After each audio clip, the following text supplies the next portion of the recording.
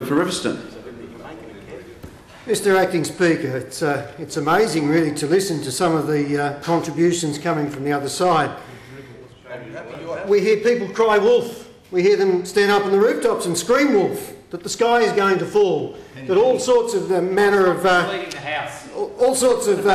disasters are going to befall New South Wales because of this draconian legislation before us. Well, here it is. It's not that big. It's not that long, and it does some fairly simple things.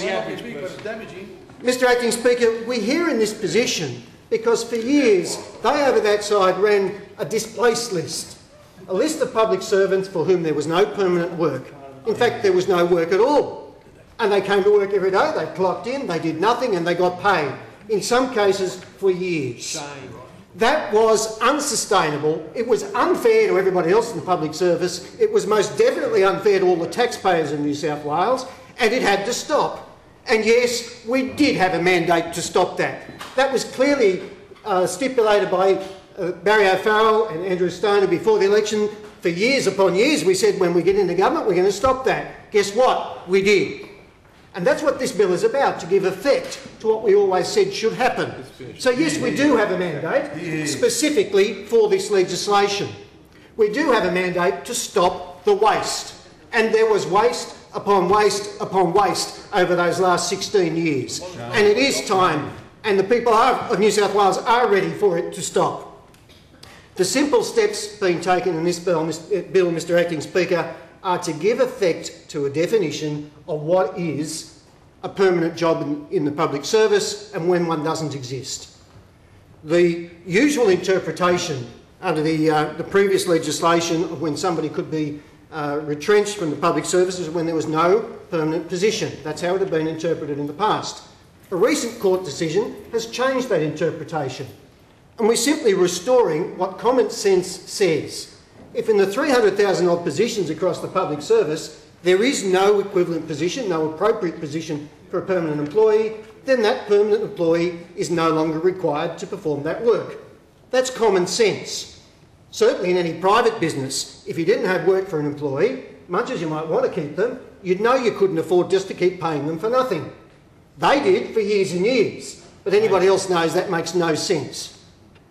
We're not seeking to go slashing and burning, as the member for Shellharbour said. We're certainly not going to cause the sky to fall in on New South Wales workers in the manner that the member for Blacktown might have suggested.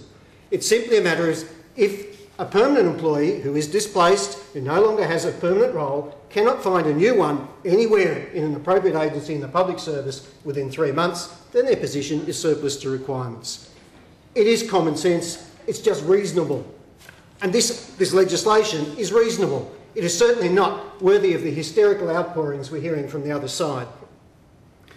Mr Acting Speaker, the other main tenet of this bill is that it wants to introduce a requirement to have performance management in the New South Wales public service. Oh, heaven forbid. Heaven forbid indeed. Shock and horror. Shock and awe. What a terrible innovation to have performance management in the public service. That's what the bill actually says, if members choose to read it. It doesn't say all of these other things that we've been hearing from Labor. So two main legs to this bill. One, to introduce the requirement for managers to have performance management of employees in the public service, and the other to define when a position is surplus, and that is when there is no equivalent permanent position in any agency of the public service right across New South Wales. Now that's hardly an unfair or unreasonable standard to set. So the bill in front of us is a reasonable, common sense one. It's quite measured, quite defined and discreet. It doesn't do the vast array of things that members on the other side have been pretending that it does.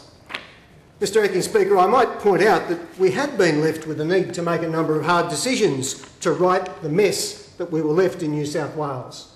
And some of the things that we've heard about, including ending this displaced list, reining in the ungovernable public sector wages bill that we had projecting out year on year that was going to create that black hole, the difficult reforms we made in relation to police death and disability scheme, the very sensible and very necessary decision to close the solar bonus scheme early on in our term of government.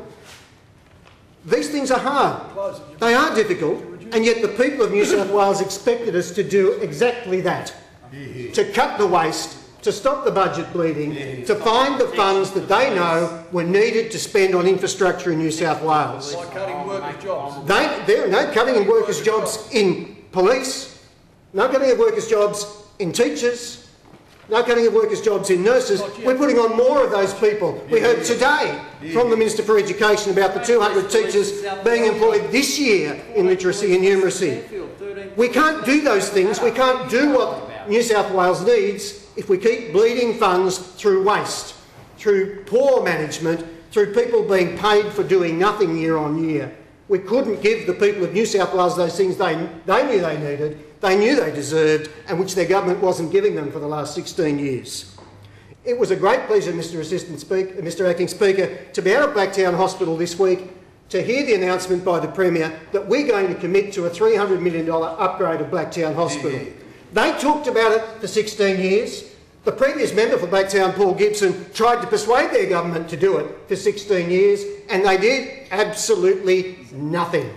In our first year, Mr Assistant Speaker, we are doing it.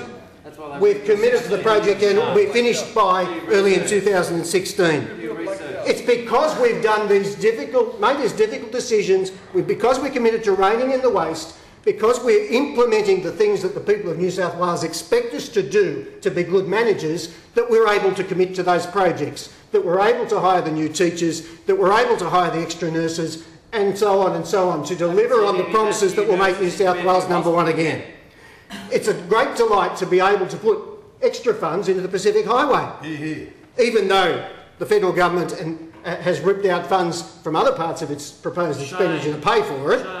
We're matching our share well and truly. We're committed to doing that because we know the importance of it.